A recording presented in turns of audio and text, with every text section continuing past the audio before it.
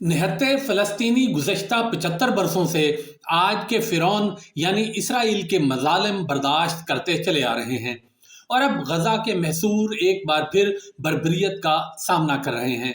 लेकिन अक़वाम आलम खामोश तमाशाई बनकर एक मज़लूम को एक ज़ालिम और जाबर के हाथों मरता देखे चले जा रही हैं। क्या कभी ये जुल्म बंद होगा? क्या कभी फ़लस्तीनियों को अपनी ही सरजमीन पर आज़ादी के साथ सांस लेना नसीब होगा? आइए जानते हैं आज की इस वीडियो रिपोर्ट में। ये एक दो बरस की बात नहीं, ये एक दो दहाइयों की बात भी नहीं, ये पूरे 75 बरसों का किस्सा है। ये पूरी पौन सदी की कहानी है। ये कहानी फ़लस्तीनियों के लहू में लिथड़ी और खून में तर है। इस कहानी में कोई वक्फा नहीं आता, मुसलसल चले जा रही है और चले ही जा रही है। और फ़लस्तीनियों का खून खाक नशीना है जो रिज़्क़े खाक हुआ जाता है। हर रोज़ लाशें उठा उठा कर थक गए तो फ़लस्तीनियों ने जवाबी वार किया। फ़लस्तीनियों के कत्ले-आम पर किसी के कान में जूं तक न रेंगी थी। लेकिन इस हमले के बाद से मगरबी मीडिया बिलखसूस इसराइल का तर्जमान बना हुआ है।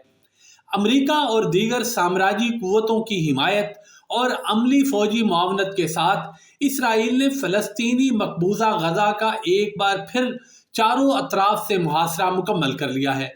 निहत्ती शहरी आबादी पर हलाकत खेज और आग लगाने वाले बमों की वहशियाना बमबारी जारी है।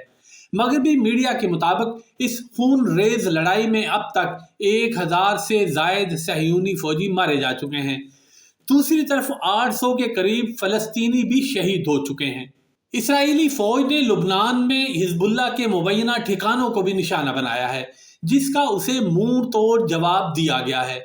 मुजाहिदीन की तंजीम हमास ने कतर की तजवीज़ पर जंग बंदी के लिए मुज़ाकरात पर आमादी ज़ाहिर कर दी है, लेकिन अमरीकी फौजी मदद पहुंचने के बाद इसराइल ने मुज़ाकरात से साफ इनकार कर दिया है।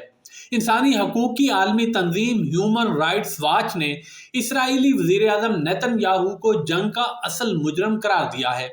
नेतन्याहू ने साम्राज्यी हमायतियों के बलबूते पर बढ़ हाँकी है कि उसकी कार्रवाइयों के नतीजे में मशरक़े वुस्ता का नक्शा बदल जाएगा।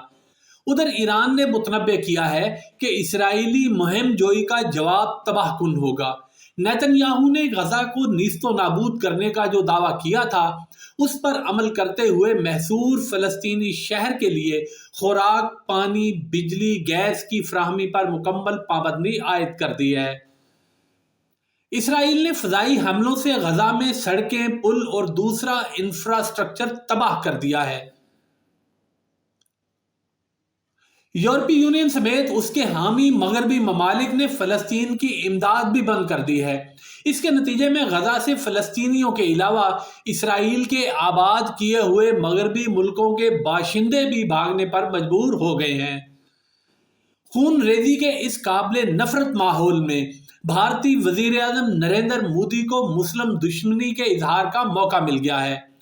उसने मकबूजा कश्मीर के मुसलमानों पर भारतीय मज़ालिम की याद ताज़ा करते हुए फ़लस्तीनियों पर इंसानियत कुश इसराइली हमलों की खुलकर हिमायत की है। जिस तरह इसराइल को मगरबी ताकतों के गठजोड़ से मुसलमानों की सरजमीन फ़लस्तीन पर कब्जा करके वजूद में लाया गया था, उसी तरह मुसलमान रियासत जम्मू और कश्मीर के बड़े हिस्से को भी भारत ने साजिशों और ताकत के बलबूते पर हड़प कर लिया था। भारत 76 बरसों से कश्मीरी मुसलमानों पर जुल्म के पहाड़ तोड़ रहा है, तो इसराइल इसी अरसे में फ़लस्तीनी मुसलमानों के खून से होली खेले जा रहा है। भारत ने कश्मीर पर सलामती कौंसिल की वाज़ेह करारदादों को हवा में उड़ा दिया, तो इसराइल ने भी फ़लस्तीन के मसले पर उसकी करारदादें पामाल कर दी। एक जानब अगर इसराइल यहूदियों को फ़लस्तीनी मुसलमानों के इलाकों में आबाद कर रहा है, तो दूसरी जानब भारत भी जम्मू और कश्मीर में मुसलमानों की अक्सरियत को अक़लियत में बदलने के लिए हिंदुओं को आबाद करके आबादी का तनासब बिगाड़ रहा है।